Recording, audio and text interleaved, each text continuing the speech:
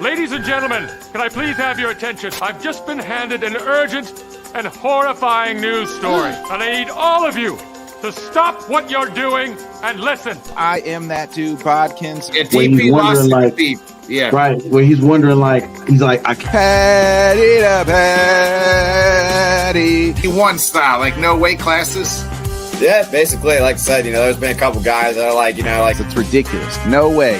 There's nobody else out there. He's your guy. That's just not my mentality, bro. Yeah. Leave the ladder down. That's my always like, hey, somebody helped you out. Why not help somebody else out? Return. Give a big round of applause for the one and only Bodkins Show. Or bringing Craig Counsell down the interstate in a move unexpected.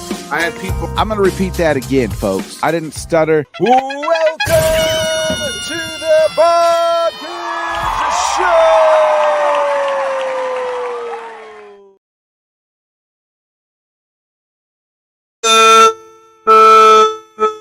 Good morning, everybody. Welcome to another great episode of the Bodkins Show. We missed you last week. I'm sorry. Had to fulfill some dad duties. My youngest boy was in a wrestling tournament last Sunday, so we had to miss last week. But we are back better than ever this week, baby. So we missed you. Got a lot to get into this week. Let me just start off by saying congratulations, first of all, to Ichiro. I'm just going to start there, making it to the Baseball Hall of Fame. And I'm so sick and fucking tired of the Baseball Hall of Fame and its dumb, rituals or standards. It's like, Ichiro was a first ballot Hall of Famer, but, he can't get 100% of the votes. We can't have that. We were allowed that just a couple years ago with Mariano Rivera, but not Ichiro, nor Jeter. Jeter couldn't get in with 100% of the votes. They always got to leave one person's got to when they get in the fucking room, who's gonna be the one guy that's like, you know what, I'll leave him off my ballot this year. Okay, everybody else put him in. Why? We all fucking know he's a Hall of Famer. What does it matter? Just let him 100% of the votes should be fucking in. He's 100%, was one of the best players of his generation. The guy could hit. I mean, if you add up his hits from Japan and baseball, it actually passes Pete Rose. So, Major League and Japan. So I'm sick and tired of their holier-than-thou traditions of we can't let somebody have 100% of the votes to get into the Baseball Hall of Fame. What the fuck are we doing? I mean, I should expect nothing less from the Baseball Hall of Fame for an organization that, it will never really be the Hall of Fame, right, until the right guys are in. And I'm talking Roger Clemens, I'm talking Barry Bonds, I'm talking Mark McGwire, I'm talking Sammy Sosa. If you've watched this program before, we've had these conversations before, all those guys should be in the fucking Hall of Fame. Ichiro should have gotten 100% of the fucking votes to be in the Hall of Fame. What are we doing? What are we doing? Get past this old fucking shit, Baseball Hall of Fame. And I'll bring in Mr. Johnny Cruz to get his thoughts, and I want to continue with my hatred for the game that I used to love, Major League Baseball. Johnny, what's up, my man? Let me hit the. There we go, Johnny. What's up, my man? What's going on, bro? I'm glad you're touching on this topic.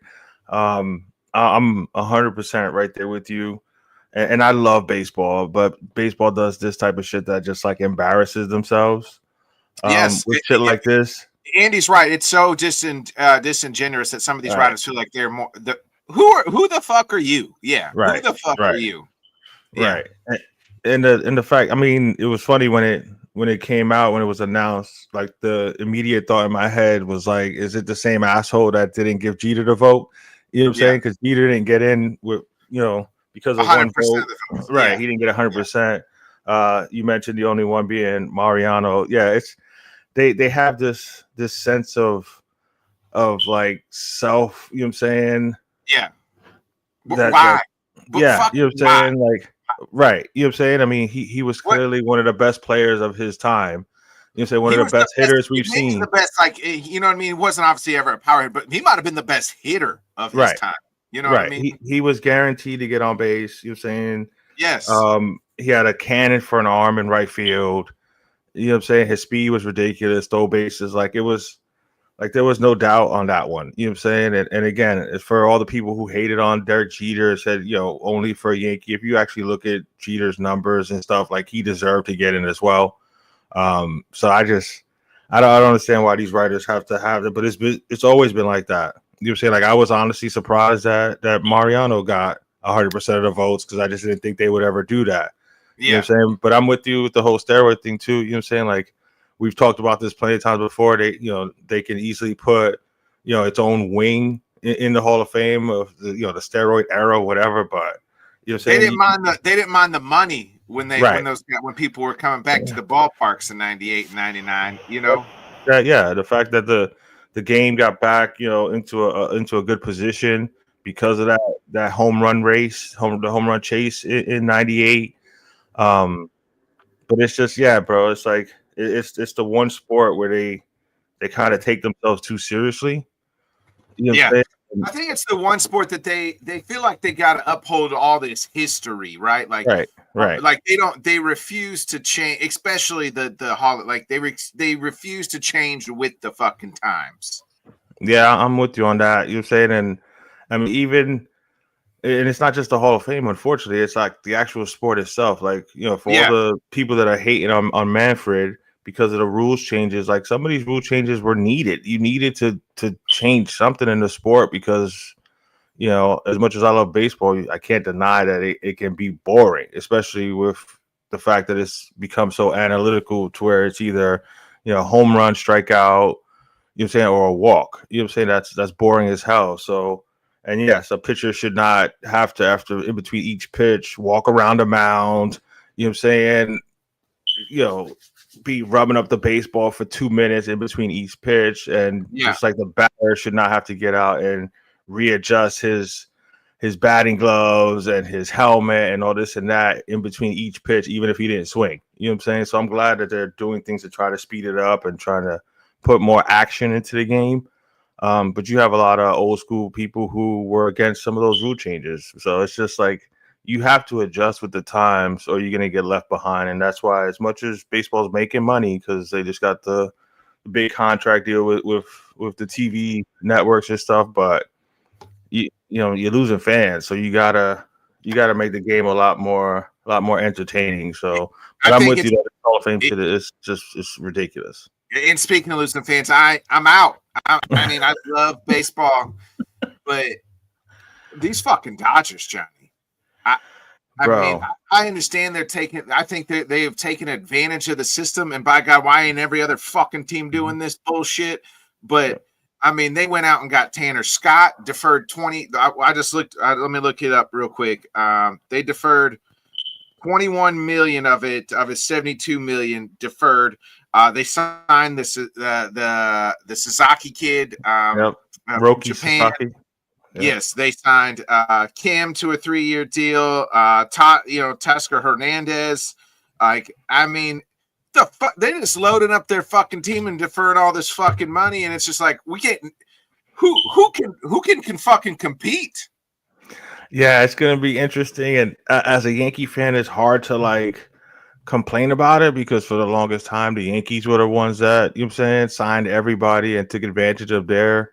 Of the rules and were able to pay for all these ridiculous salaries. I honestly, as a Yankee fan, was never the biggest fan of that. Like I enjoyed developing some players like they did in the mid 90s and that run they did there. But then right after that, they started, Jason Giambi and all these other, they went back to their old ways of just trying to buy players. But that's the Dodgers. Yeah, they're taking advantage of a loophole with the whole Cohen tax, with all this deferred money, and it seems like they've put themselves in a position where they're a destination for all the top Japanese players. You know what I'm saying? I mean, all the top players. Yeah, all the fucking top players. Yeah, and you know what I'm saying. So you're hoping that one or two of them will kind of like want to go against the grain and like compete with those other Japanese players. But I know it's January 6th, but I mean, shit. I mean, the Dodgers has constructed 112 wins. They could break the single season fucking record. Yeah, I mean, on paper, yeah. On paper, right? Look at their fucking starting five. Like their starting five is they could be all aces someplace else. Yeah, you're absolutely right on that. I mean, I haven't seen that the Japanese pitcher they just got pitched, but fuck, I'm sure he's gonna be good. Yeah, he's good. He's young, bro. They got him for controllable years for a while. That's the thing about him is that like he's still developing and stuff. That's why everybody was wanting him. Besides the fact that he's good, but he's young and the contract wasn't going to be insane because he made himself eligible early than most of the Japanese players are. So he's kind of like he signed. I think they have him for 6 years, basically like a normal draftee guy that they would have in their system. So, but yeah, he's if Shohei comes back and is able to pitch the way he used to pitch before this last injury. It's going to be insane to see what they can do. But again, it's on paper, so we'll see what happens when they get out on the field. But the Dodgers ain't messing around, bro. They're not worried about how much they're going to have to pay in 10 years. They're going after it right now, so props to them. And props to them. But fuck, like baseball's got to fix it. And real quick, you smell that? You smell it? That's the fucking stench coming from fucking Chicago and fucking Tom fucking Ricketts. I am so fucking tired of this guy. I wish I wouldn't. Hey, great for 16. I appreciate you. I'm going to give all the credit to Theo Epstein, but Ricketts, sell the fucking team today. You know what this man had the nerve to say, Johnny? You know what this man had the fucking nerve to tell us on broadcast fucking TV? You know what he had to say? We can't compete with the Dodgers. We're lucky to break even. Are you fucking kidding me? What the fuck are you spending your money on to break even? I just pulled up this article, and I'm going to read this. So he said, we're lucky. It's really hard to compete. Ricketts, we want to break even. He bought the Cubs for $845 million. They are worth around $5 billion now.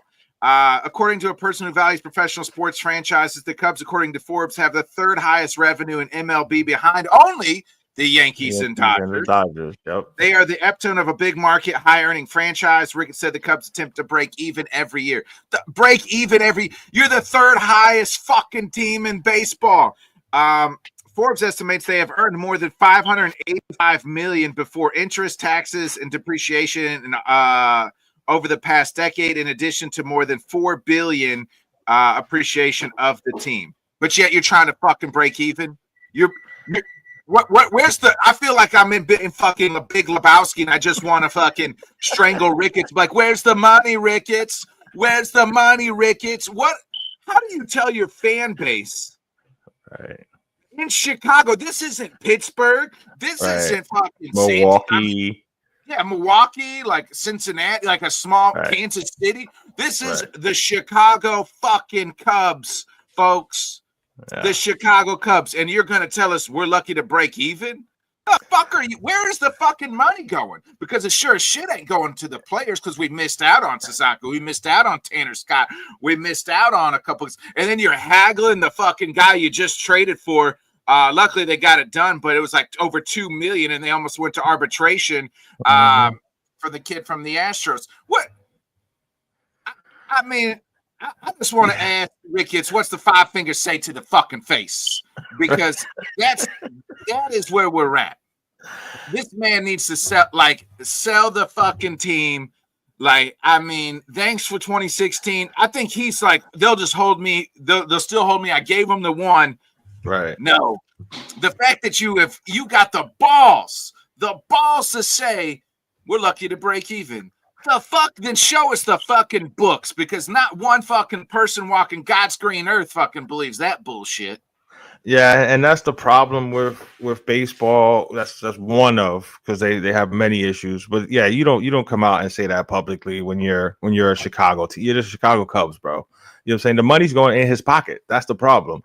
but he's Sell the team in if you want money right. because Well, they're worth $4 billion right now. That's what these owners want to do is they want to try to find a way to implement a salary cap, but the union is not going to allow it because of what you just said. That the owners don't want to show the books. They don't want to show that we're making money, but we're pocketing it. We don't want to put it back into the team, and that's the problem. But for the Chicago Cubs owner to come out like, you don't say that publicly, bro.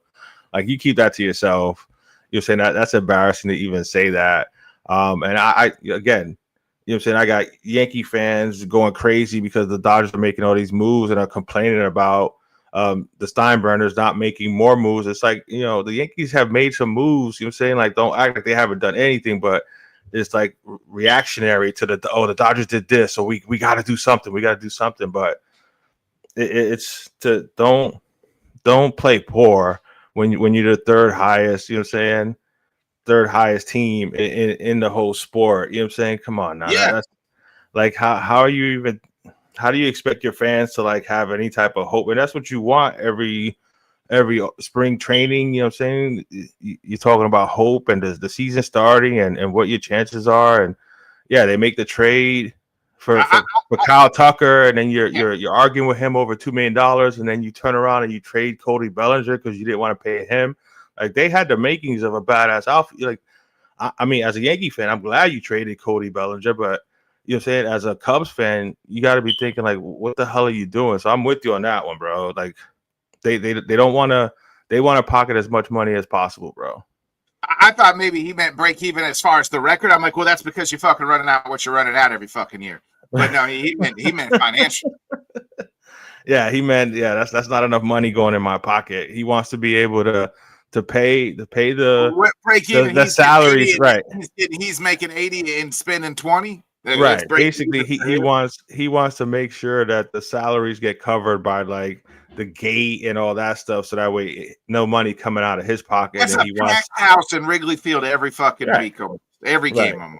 Right, and you're telling those loyal fans you're lucky to compete and you're lucky to break even. That's sad, bro. That's pathetic. Sorry, bro. I mean, Jesus. Can we get Mark Cuban on line one, please? Mark Cuban almost bought the Cubs at one time before Ricketts did. Oh man, can you imagine that, bro? Like, hey, yeah, what a different world. But that's one of the many issues that MLB has. I'm one that I think they do need a salary cap, but I think they also need, just as importantly, they need a floor, because you need to make some of these small market teams like the Marlins and like, you need to make them have to pay some salaries. And I know that there is a bit of a floor. That's why the Oakland A's have spent some money, because they have to, or they won't get the profit sharing. But they're spending just enough to make sure that they get part of the profit sharing. Like, that system is broke. But the players union in MLB is too strong with these contracts and stuff like that. So it's going to be an interesting when that CBA expires in a few years. It's going to be interesting to see what happens. There's talk that they'll probably lock out, and for a sport that's having the issues that they're having, like, that's the last thing you need is to shut down your game right now or in the next couple of years. Yeah, it just seems like some of the, like, a lot, man, even like into kind of transit, like, there's just most leagues, I feel like, outside of the NFL, I feel, and the NFL has some issues, but by God, everybody's tuning in today's games, and they'll tune into the Super Bowl. You know what I mean? Like, the fucking playoffs, you know, they're always going to be right up there. But man, even like their struggle in the NBA, like, you know what I mean? Like, the ratings are down. You know, Stephen A was kind of, and I agree, like, he's like, players have ruined the All-Star break. Like, it ain't even worth fucking watching. You know what I mean? Like, now I think this year they're doing like a weird 21. I don't know. Is that this year where they're doing like a weird game? I think so. 21 or something. Get rid of fucking all of it. Get rid of fucking all of it. And it is the players. It is on them. And it is on, the game is unwatchable. Yeah, it absolutely is. You know what I'm saying? As far as the NBA, and you're right, as far as I'm going down the same path. You know, with the NBA, it's even worse because there's only so many players on the court, so you know, players can impact their teams significantly. I mean, one player down in Miami right now with Jimmy Butler. You know what I mean? And it's crazy. Like, Like that shit. Okay, little rant here for this dump here. Like this whole Jimmy, and I like Jimmy Butler. Love him. But this whole shit is ridiculous. That you're crying, talking about I got to get my joy back. So $50 million ain't enough joy for you, bro. You know what I'm saying? Like and that's the problem with the NBA is that these contracts are so outrageous that these players are like it's guaranteed too. So it's like, nah, I don't feel like playing. I don't want. They don't care about the game. They don't care about the fans. They get paid, and you know what I'm saying? It doesn't matter to them. This whole player empowerment. You want the players to have some say and some power and where they go and stuff like that, but to completely drive the sport too far. It swung too far. It swung too far, and then not. I mean, like you got some guys making 60. Like it's gonna be crazy, you know, and it's only gonna get worse with the new contract that they just signed with the TV networks or whatever. So it's crazy to be making $50-60 million a year, complaining about having to play basketball. That's your fucking job. And you're complaining about having to play too many games. You know, we talked about this when Joel Embiid talking about not wanting to play back-to-backs and stuff like that, and players complaining about having to play 65 games to be able to qualify for any type of awards. I mean, that's what the thing is. Like, these guys don't seem to want to compete. They're not worried about competing, bro. They're worried about getting paid, and once they get paid, I mean, you have your outliers, and there's a nice crop of young talent. I'm not even gonna get into the whole rant of this generation with LeBron and all them because that's the key to a lot of this shit that we're dealing with now with the NBA. But there's a nice crop of young players like Shea and Anthony Edwards and stuff like that. Hopefully, the mentality of the players changes where they want to go out there all the time and compete and play every day. But there's a reason why the ratings are going down is because everybody and their mother wants to shoot threes, even if you can't shoot threes. And even the old heads are saying the games. Right. Like when you got Charles and Chuck on, you got Chuck and Shaq on. You know, really, that's the best thing about the NBA is inside the NBA. You ain't lying, bro. Like sometimes I'll say that I barely watch the game, but I make sure I catch the pregame and the halftime. You know what I'm saying? Because they're more entertaining. Yes, they're seeing a bunch of no names launch it from all over the place. Like again, I'm older, and obviously, you're always gonna hear the argument where they're hating on the old heads or whatever like that. But I want to see people go into the basket and being contested, not open lanes to the basket because nobody plays defense like that. That's the NBA that I fell in love with was the more physical, above the rim type game. You know what I'm saying? I like Stephen Curry and you know what I'm saying, and the Splash Brothers were great or whatever, but just because you make 38% of your threes when you're taking 60 of them a game, that doesn't make the game fun. You know what I'm saying? So that's the problem with analytics in all the sports. You know what I'm saying? The people upstairs that are running analytics only care about results. They don't care about the product that they're putting out there and the entertainment factor. They're not worried about that. They're just worried about their numbers. And the numbers say if we shoot more threes, we have a better chance of winning. So that's what they're doing, even if they have no business shooting threes. It's crazy. But yeah, I mean, the NBA, like I said, like even like Shaq and Charles are like it's damn near unwatchable. So I mean, when they on their own show talking about the NBA and they're saying it's unwatchable, that shows you. I do want to back up. We would be remiss if we didn't talk about the national title game. Ohio State handles business. Notre Dame had a nice little comeback to make it interesting, but Ohio State still covers. Your thoughts on the Ohio State winning its national championship? Well, I'm not even gonna front and act like I watched the whole thing because as a Miami Hurricane fan, I hate both those teams, especially Ohio State. But I got to give Ohio State their props. You know what I'm saying? They avenged their one of their losses by beating Oregon. You know, so there was so much talk about Oregon getting put into a bad bracket, but you know what I'm saying? Ohio State did what they had to do. So they avenged their loss against Oregon to get to this title game against Notre Dame, and they showed that they had the best talent on the field. Maybe for all the Ohio State fans that are crying and moaning over losing to fucking Michigan, when your team is one of the best teams every year. You know what I'm saying? That might have been the best thing for them. Losing that game to Michigan kind of got them focused, and then they went on a nice run. And props to them and good for them for winning it there. But yeah, I don't think they'll be firing Ryan Day now. No, and there shouldn't have been any. I mean, and again, college sports. It's crazy how some of these boosters and some of these like schools, they just feel like it's like they're inherent. They should be entitled to being a great team every year. And you know what I'm saying, with NIL and the transfer portal and all this stuff, like it's gonna be a much more level playing field. So that's one of the reasons why I'm glad that they went to 12 teams.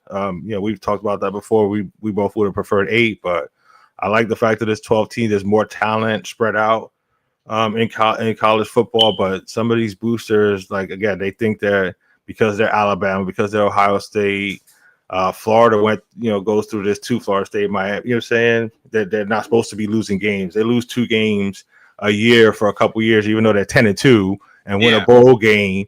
They're like, no, that's not good enough and stuff. And you want to fire.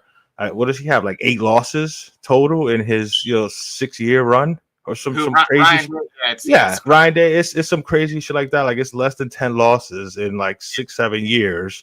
You know what I'm saying? And he's got a national title under his belt. It might even be 2. Does he got 2? Just one. Just the one. Yeah. But you know what I'm saying? But he's in. He was in the playoff pretty much every year the last several years. So. It's just the entitlement that some of these boosters and some of these schools have, where they feel that they're supposed to be good every year. And can we stop with the hate of they paid $28 million to NIL? You know what? So? Everybody, they got the motherfucking money. You know what I mean? Right. Like so does all these other big schools. Like all the other big schools are paying out money. Shit, like we talked about a couple weeks ago. Notre Dame going to have all the money because. They don't have to. They do not have to share that money that they're collecting. So next year, guess what? They can go out and get some of the best, best players. The Smith kid. Somebody said that somebody reached out to him and was willing to pay him $4 million to enter the transfer portal. Now I'm sure Ohio State can match that. Or do maybe he just wants to stay at Ohio State, but right. And I'm actually happy for the kids. You know what I'm saying? Because. Newsflash here, people. These kids were all getting money anyway. It was just under the table and it just wasn't reported. You know what I'm saying? Yeah. And it probably wasn't to these extents as far as how high these numbers are, only because it had to be hush hush.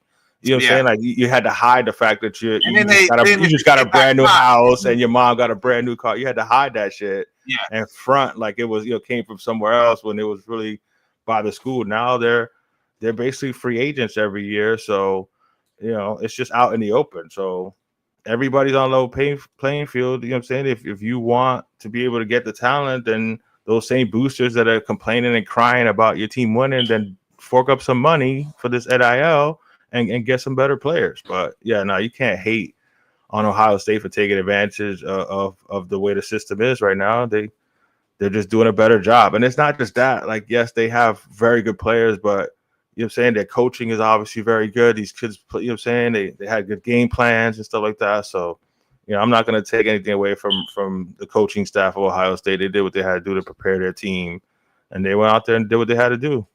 Yeah, and they'll probably be right back there again at the top next year as well. It'll be interesting what happens with their quarterback, with Howard. He's done and will be going to the NFL. But, man, it's a little bit of the Wild Wild West, and they're taking advantage of that. They're going to have to figure that whole thing out, especially with the transfer portal and this and that. Right. I would like to see where a kid has to stay at least 2 years or something. You know what I mean? I don't like the constant I saw like a meme where it's like, hey, 10 years from now in the NFL, it's like they say their name. It's like I went to Florida State, Florida, Western Michigan, West Mississippi State, Colorado Technology School. You know what I mean? It's like all these 18 different colleges that they played at. That's funny. I'm with you on that one too, and I actually completely agree with that.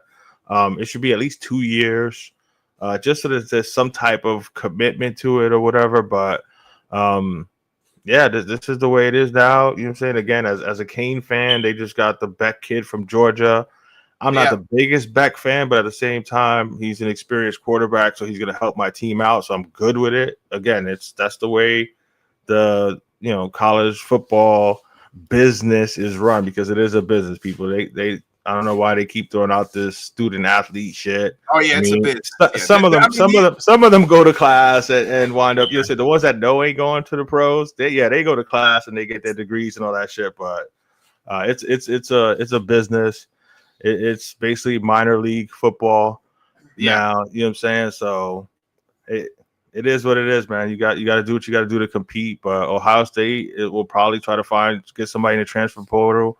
I'm pretty sure there's already people probably going after Arch to try to get him away from Texas. I think he's staying at Texas. Yeah. Well, because they got money. You know what I'm saying? The Manning's got money, so he ain't stressing it. You know what I'm saying? He just wants to be comfortable. You know what I'm saying? So he's happy where he's at. But that's the way this game is built now, people. So get used to it. But that's a funny meme for real. To have to count out 5 colleges that you went to in the 5 years. Shit, the Hurricanes just had a player. 9 years, so he's like nine fucking years. Yeah, homeboy's like 30 years old and shit, playing college football for 9 years. Yeah. Granted, it was mostly because he had a bunch of injuries and shit like that, but still, years and injuries. They find a way to, you know what I'm saying, to manipulate. And a lot of people go to college for 7 years. They're usually called doctors, but right, or Tommy Boy. Yeah. Speaking of, so the only reason Carson Beck went to Miami is because he's dating. He got his girlfriend. Yeah, his girl is one of the basketball. Yeah. I believe she's one of the basketball players. They're like some famous twin girls that are on the basketball team or whatever. Yeah, he's dating whatever. You know what I'm saying? As a Hurricane fan, I ain't complaining about it. I'm not the biggest Beck fan, but again, we got a lot of young talent coming in. We need a veteran, experienced quarterback. He's got the experience that we need, so you're saying hopefully he can help us get to where we want to get to. And so we're a little bit of everything on this show, but I got to ask you, have you heard the biggest rumor online this week? Nah, what's the Barack Obama's clapping Jennifer Aniston's cheeks? You ain't heard that? God. Have you heard this? No, I haven't heard that. Nah, I haven't, bro. I have. Allegedly, people. Allegedly. Allegedly. It's not confirmed, but allegedly, Barack Obama's clapping Jennifer Aniston's cheeks. Wow. Now, neither one of them's come out and really denied it. Now, I kind of did a deep dive into this because it's right up my alley. So everybody's wondering, like, Obama's been several places here lately without Michelle. He was at the inauguration, no Michelle. Jimmy Carter's funeral, no Michelle. I think like the last 3-4 outings, Obama out there by himself. They said he was eating at some fancy restaurant by himself. And then reports have come out, I think, for Jennifer Aniston had went down. I don't know how she had mentioned something. And then people just started linking her to Barack Obama and internet. You know what I mean? No, this is the first I'm hearing about this. To be completely honest, this week it's been super cold down here for Florida. I'm not complaining because I know you guys deal with a lot of crazier shit up there, but it was in the 40s all week and it was raining. So I actually got caught up in some rain on Tuesday, was down and out for a couple days. So I missed out on a lot of shit, but damn, that's some crazy news. If that's true, allegedly. Props to Barack, man. I mean, if you're obviously having an affair, cheating on your wife, that's not cool. If you're gonna do it with somebody, if you're gonna, why not Rachel Green from Friends? You know what I'm saying? I mean, hey, I got Jennifer Aniston. She's in my top, 5 all time. She is. Oh yeah, very well deserving. But this is the first I've heard of it, so I appreciate it. Thank you for letting me know that. I would not be mad at Barack. I don't think, but you know how, I know, but we know how that worked out. There she go, taking one of our good ones. right. You know what I mean? We know how that works. Yeah. I mean, there's so many. With a white woman, we know Right. how. Yeah, there's so many different angles and branches that'll come off of that tree there with the whole thing of it. But obviously, you're saying, I mean, he ain't downgrade. That's all I'm gonna say. If it is true. no. I mean, yeah. I mean, if you're gonna do that, you know what I'm saying. Yeah, it's Jennifer Aniston. Maybe I mean, Jennifer.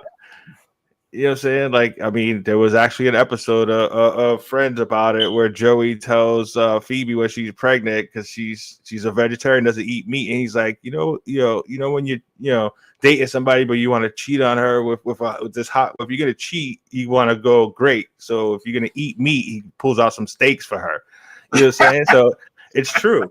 You know what I'm saying? If you're gonna do it, you might as well. You know what I'm saying? Go big or go home. Right. Go big or go home. We salute you. If it's true, I salute you, Barack. I salute you.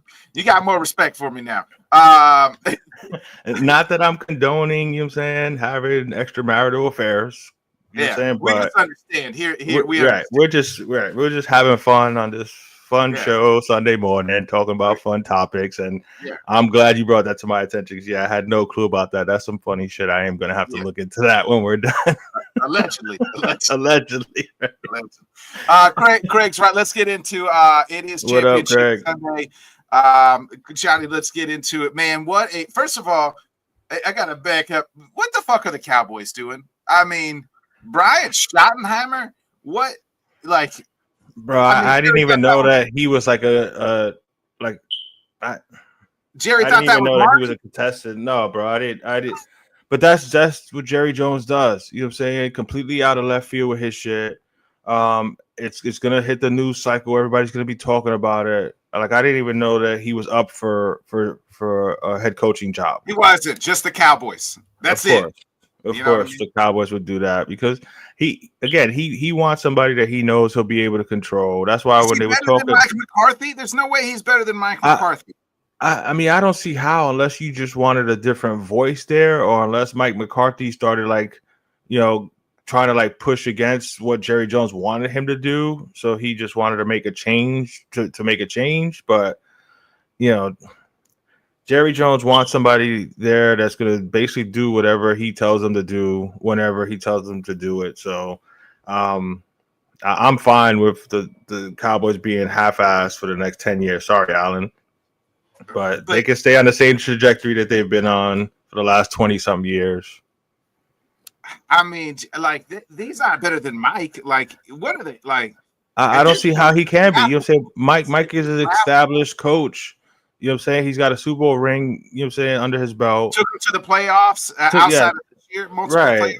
You know what I mean? Like, obviously this year when Dak gets hurt, you any team that's usually their starting quarterback gets hurt, they're not going to be, you know what I mean, for the rest of the year. It's not going to be 9 out of 10 times. Again, nobody knows what the hell the Dallas Cowboys are doing. Even the Dallas Cowboy employees don't know what the fuck they're doing because you don't know what he's going to wake up every day and you don't know what the hell you're going to do. You're saying they were late in the game when they even let go of Mike. They didn't come to the agreement with Mike McCarthy, so they could have been having head coaching, you know, saying interviews for the longest time, and then to pull a name like Schottenheimer, you know, saying I have no idea, man. You're the Dallas Cowboys. You're supposed to be the Dallas Cowboys, America's team. Like, why aren't you going after the best qualified people for the job? But again, he wants people that he knows he can control. Yeah, I guess. Brian's been around a long time. He's been an OC for a long time.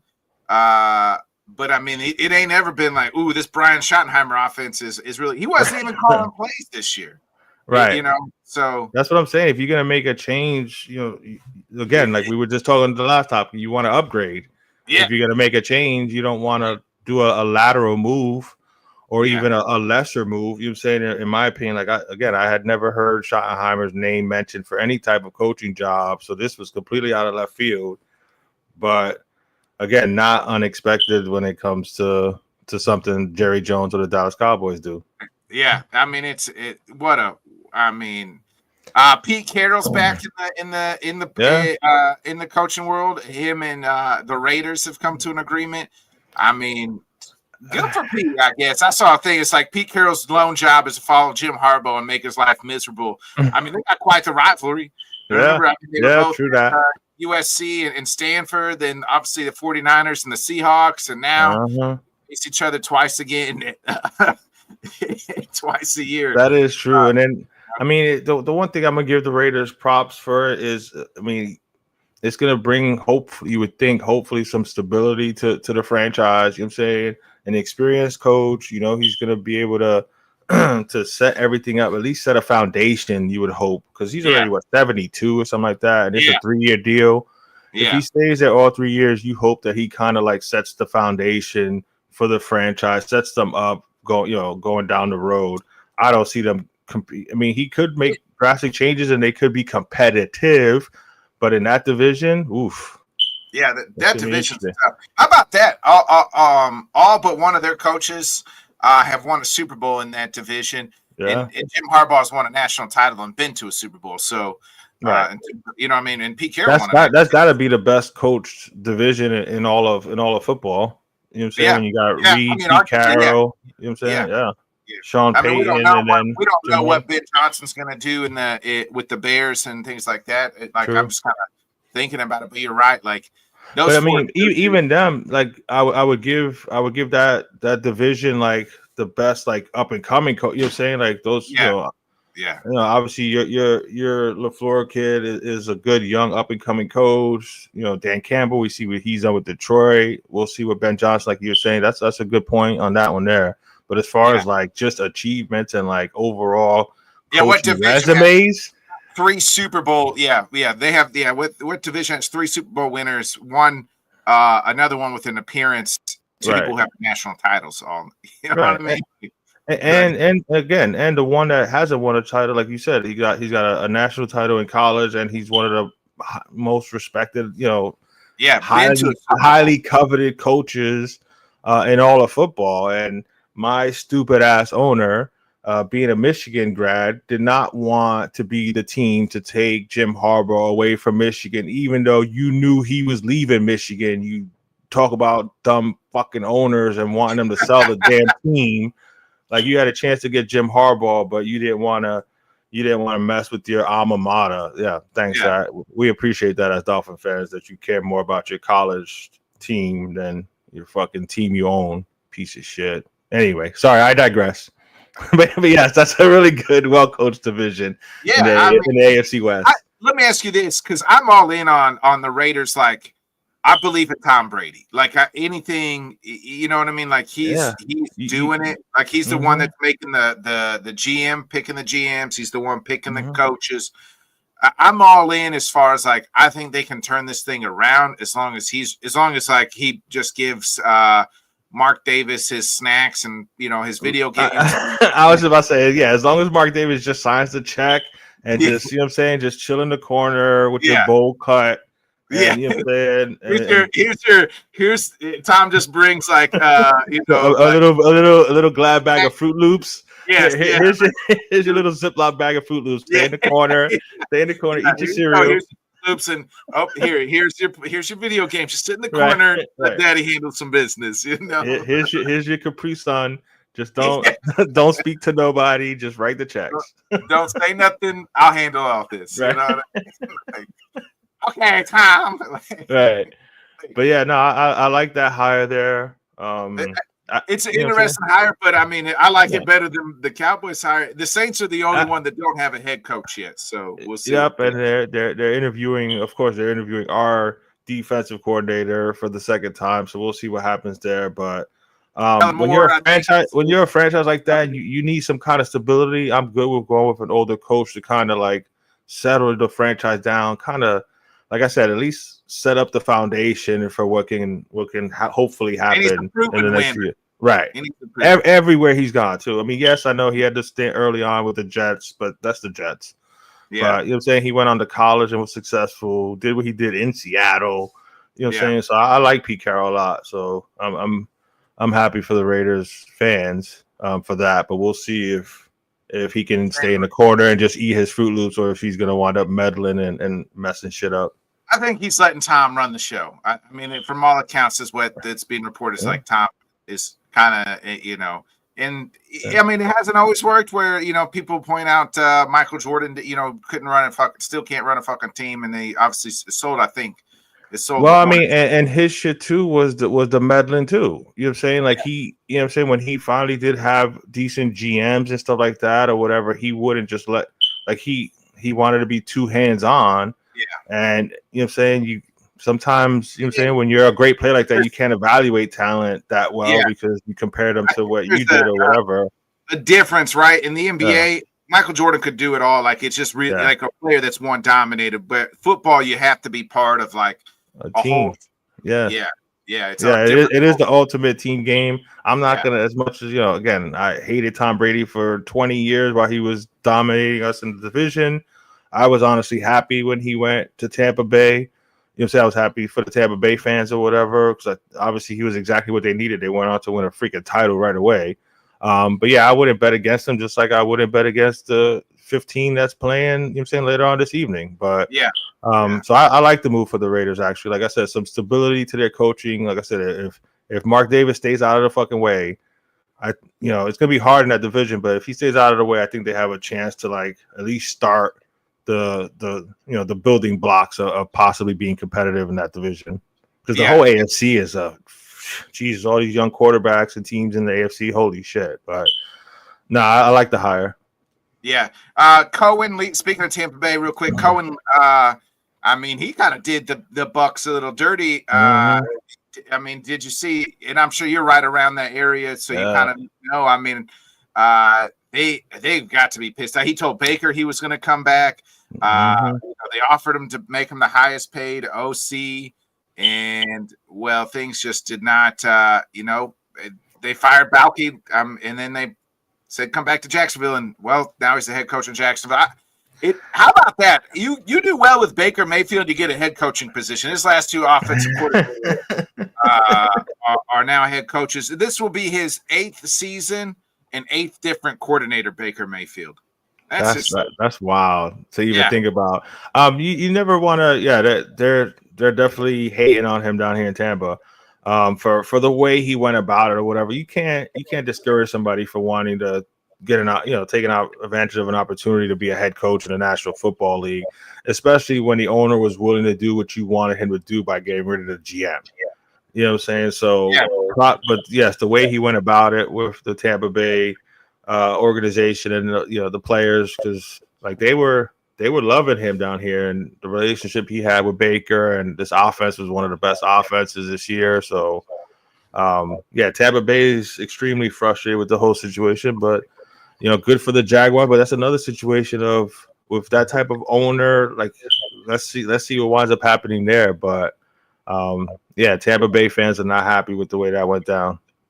Yeah, real quick, let's get into today's game. The first game is the Commanders and the Eagles. Can the Commanders continue this Cinderella run that they're on to the Super Bowl?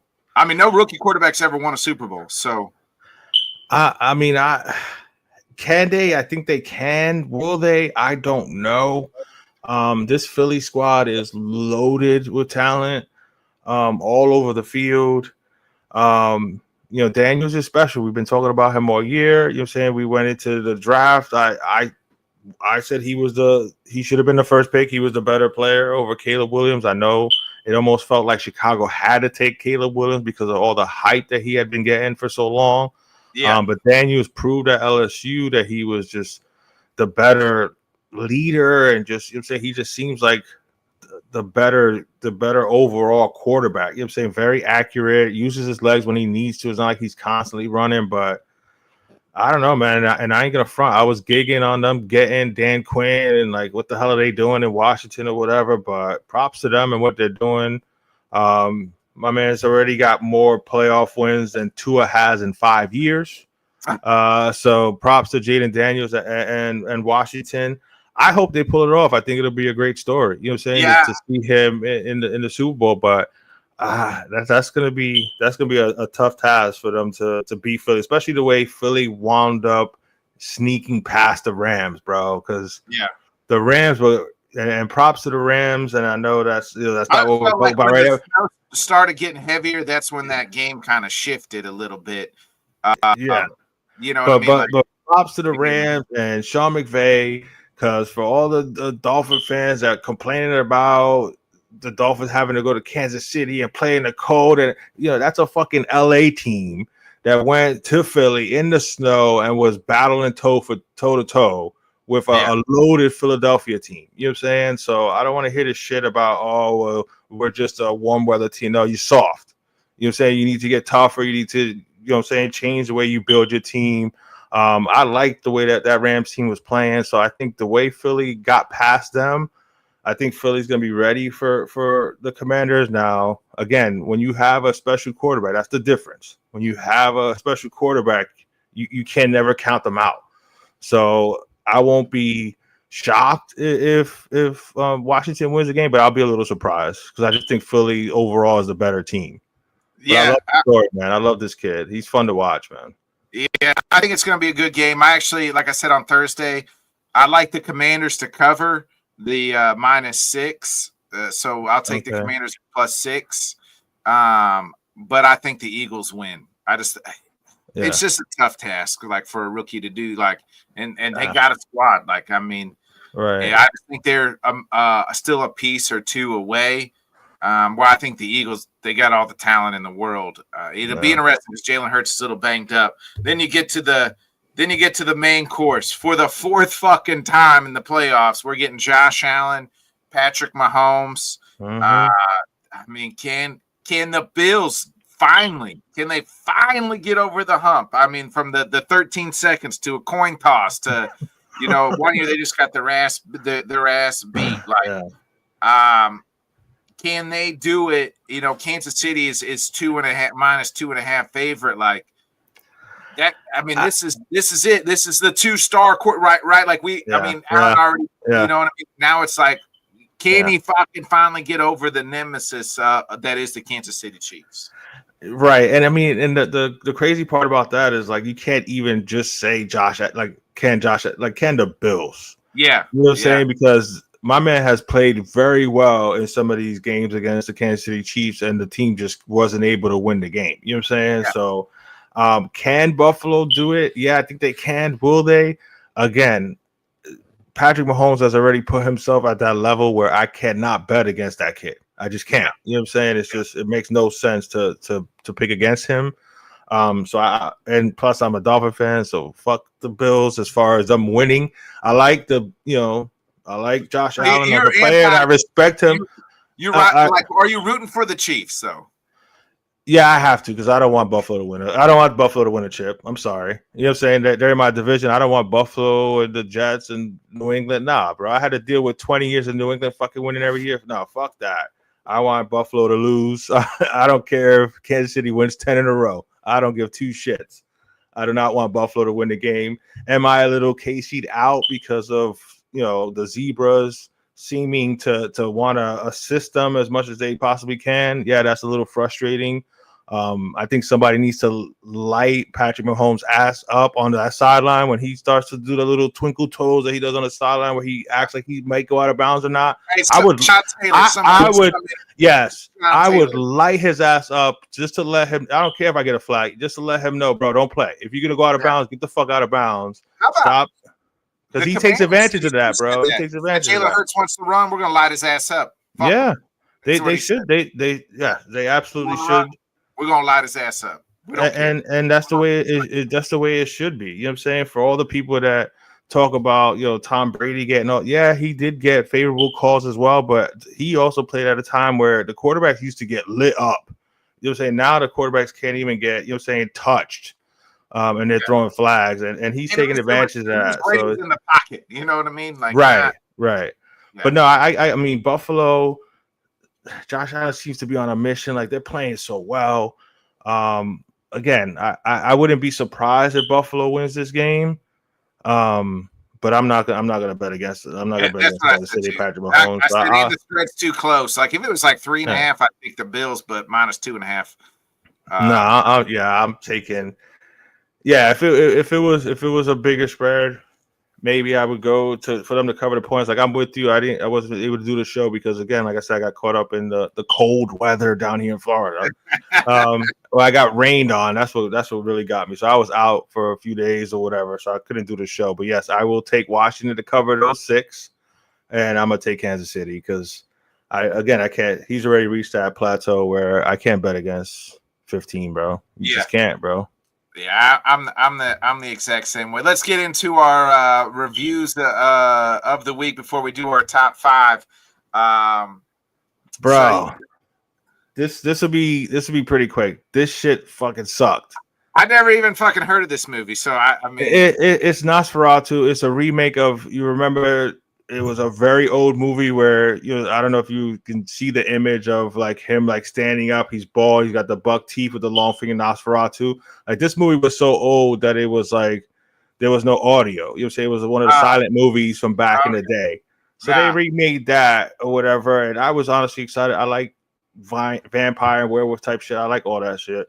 So I was excited about it, and I like I'm blanking on the kid's name, but he was he was Pennywise in It or whatever. The Skarsgård kid.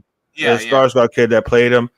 But it was just like it looked good or whatever, but it wasn't scary at all. There were a couple of jump scares early in the movie. The rest of the time it was kind of creepy, but it was boring to get through. And then I'm gonna go ahead and spoil it because I doubt you'll ever watch it. But the way he fucking dies at the end, it's like you've lived for thousands of years, this vampire, and you forgot that the sun was gonna come up because you were getting ass. Like that ass was so good, you forgot that the one thing that can kill you is about to happen, and that's how he dies, bro. Getting ass at the end. I mean, I guess if you're gonna go out, that's the way to go out. But like that was such a it was 1 star for bro, barely, bro, half a star, bro. Like seriously, if it wasn't for the fact that what I'm saying, like I don't like to just get up and leave in movies, like I could have got up and left, bro. Oh shit! Like it was that boring. It was that boring. I will. I didn't plan on watching it, but I won't watch it now for sure. Real quick, I listened to Teddy Sims. I've tried everything but Therapy Part 2. Really enjoyed it. Teddy Sims has got a good voice. He can sing. The man can sing. I'll give that album like 3.5 stars. It was pretty good out of 5. Like it's a good album. Good album. So nice. Just the flow through it is very. One through like all the songs, but man can sing. That's the important part, man. The voice and then the what I'm saying, beat and stuff like that. Like that's what I'm saying. Yeah. That's the keys to it. So definitely, yeah. Nah, I take all your recommendations with your music, bro. Hey, as you should too, people out there for real. He's got some good stuff. Let's get into it. It is conference championship games, so we did our top 5 conference championship games. Johnny, I'll start with you. Your number 5. All right, my number 5 one, and this could have been higher, but I'm a little bit older, so I'm gonna go with the 2021 AFC Championship game between Cincinnati and Kansas City. That was the Joe Burrow game. Yeah, overtime. They came back and to beat Kansas City in overtime. They won 27-24. They were down 21-3 right before the half and wound up coming back to actually take a lead and then held Kansas City to a field goal to go into overtime and then won the game in overtime. So I got the 2021 AFC title game between Joe Burrow, your boy Joe Burrow, Bengals in Kansas City, where Joe went to his one and only Super Bowl so far. Yeah. So my number 5. So. Like it's bad because I picked like my 2 of my top 5 are actually my team's losses. So 2007 NFC Championship game, Giants beat the Packers 23-20 in overtime. That was Brett Favre's last game as a Packer. Remember times it was in like sub temperatures, and if you remember, like Tom Coughlin's face is just like super bright red. Yeah. And in typical Brett Favre fashion, he throws his first pass in overtime is intercepted, and the Tynes hits the game winner. Packers lose in overtime. Giants go on to win the Super Bowl. So that was my number 5. What's your number 4? All right, my number 4. I'm going with the 2013 NFC title game between Seattle and San Francisco. This was the infamous one where Colin Kaepernick was trying to hit Oh yeah, Michael yeah, yeah. Crabtree in the corner end zone, and Richard Sherman tipped it, and they got intercepted. Call him a scrub. Yeah, Yeah. called him a scrub. Called him a scrub after the game. Yeah, That probably got more headlines. yeah. At the time, it was awesome. But that was a really good, fun game. San Francisco had a nice run. Again, talking about Jim Harbaugh. This was Jim Harbaugh, San Francisco 49ers, again with Colin Kaepernick. But that was a really hard fought game right there. The whole Legion of Boom with the with the Seattle Seahawks. So it was a fun game. So I'll go with that one, number 4. Yeah. Maybe this was. Oh, I thought this was it. I wanted to make sure. Yeah, this was it. None other than the 2014 NFC Championship game. The Seahawks beat my Packers in overtime. If you remember, this was the game where the Packers had a huge lead. The Seahawks come back. They do an onside kick. Our backup tight end jumps he tries to drops the ball. Seattle gets it. They score. Earlier in that game, we had an interception, and the guy could have just ran it in for a touchdown, but he slides. That's my number 4. So just I got. This is gonna be a hard list for you. That's the one. That's the one advantage of my team being so terrible that I don't even have them anywhere in this list, because the only AFC Championship game that I saw was 91 or 92 when they lost. So that's not a top 5 for me, because it's the only AFC title game I saw Dan in and we lost. So that's not my top 5 list. My number 3, again, I'm older, so I'm gonna go back, but this is the greatest show on turf, the 99 Rams against the Bucks. Yeah. They beat the Bucks 11-6. This was when the Bucks defense was top tier. Ricky Prohl for the game. The number 4 wide receiver for the St. Louis Rams at the time. The fact that they couldn't score that whole game either. That Bucks team. Yeah. That was Warren Sapp in his prime, Derek Brooks in his prime, John Lynch, who's now the GM of the 49ers, in his prime at safety, Rondé Barber. Like that Bucks defense was legit. Yeah. And that St. Louis Rams team was blowing through everybody that year. So for the Bucks, to keep it that competitive, it was a really fun game. And it came down to that last play again. Ricky Prohl, of all people, making the big catch for the Rams. Sean King was the Bucks quarterback at the time. And he actually hit a pass. I can't remember who the receiver was, but Emmanuel or something like that. And he looked like he caught it, but back then they didn't have like the instant type replay. So they counted it incomplete because the ground assisted him with the catch. Where it would, you're right, bro. That's a good point. Like that would be considered a catch now. Yeah, they didn't have them. Yeah. And they didn't. And had he caught it, the Bucks might have won that. Like that was like a first. Could have been like it was like on their like game tying drive or something like that. But that was my number 4. Another Brett Favre game, and there was the Bounty Gate game. The Saints Vikings 31-28 2009 NFC Championship game is my number 3. Remember, this is the Brett Favre. This is his last hurrah, really. And then that game goes in overtime, and like Brett Favre always does, throws a crucial ball across the body, gets beat up all game. Saints win. Saints go on to win the Super Bowl. That's my number 3. Nice. All right, my number 2, and again, I'm older, so I'm going back to 1987 AFC title game between the Denver Broncos and the Cleveland Browns. This was the year.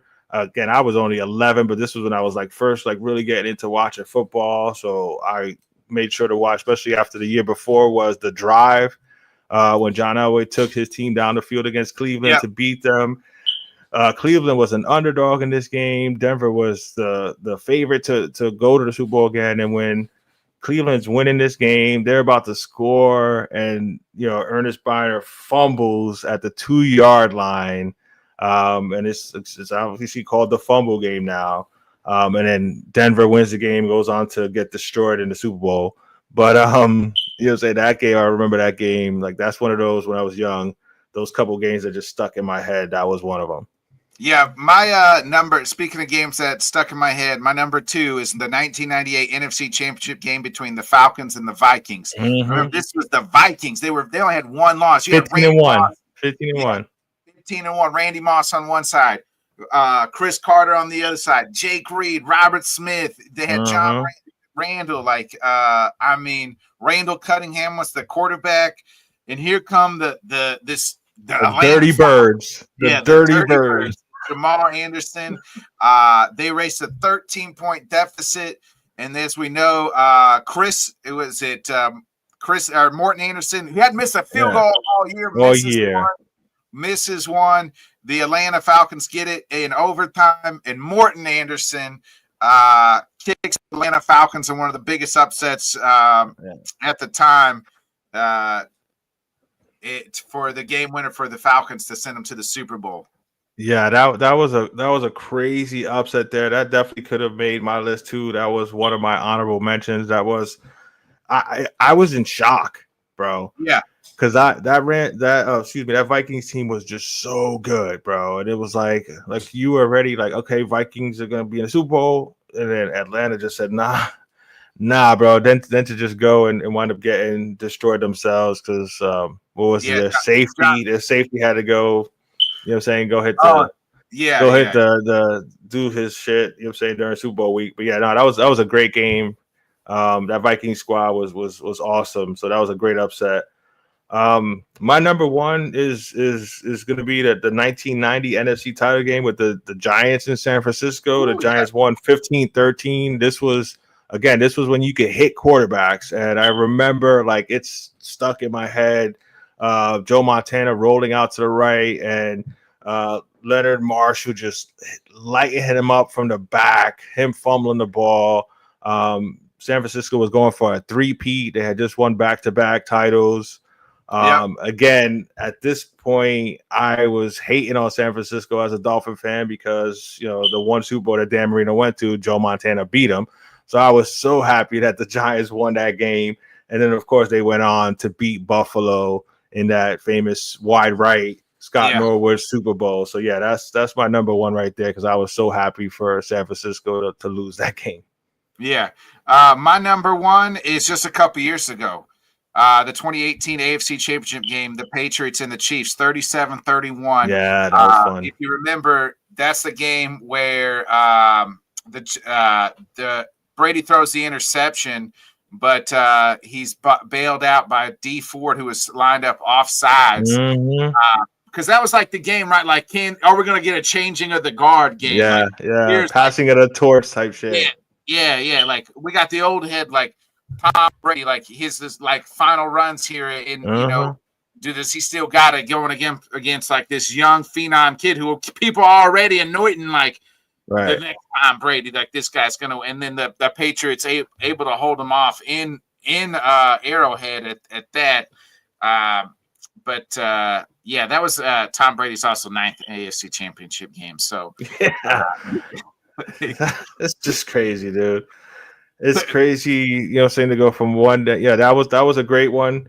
There's a lot of great, saying AFC title again. It's unfortunate as a Dolphin fan, I don't have any of my team's games to discuss because they can't even win a playoff game, let alone get into the AFC title game. But this weekend is usually a fun weekend. It's usually some good games. I'm looking forward to like 2 really good games today as we transition into the games today. Championship weekend is usually a lot of fun. So hopefully we get two more classics here.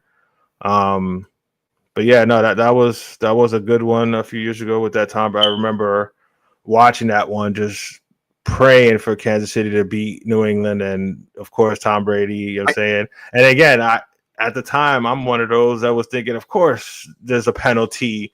You know what I'm saying? That's gonna help New England. You know what I'm saying? Right. Yeah, now look.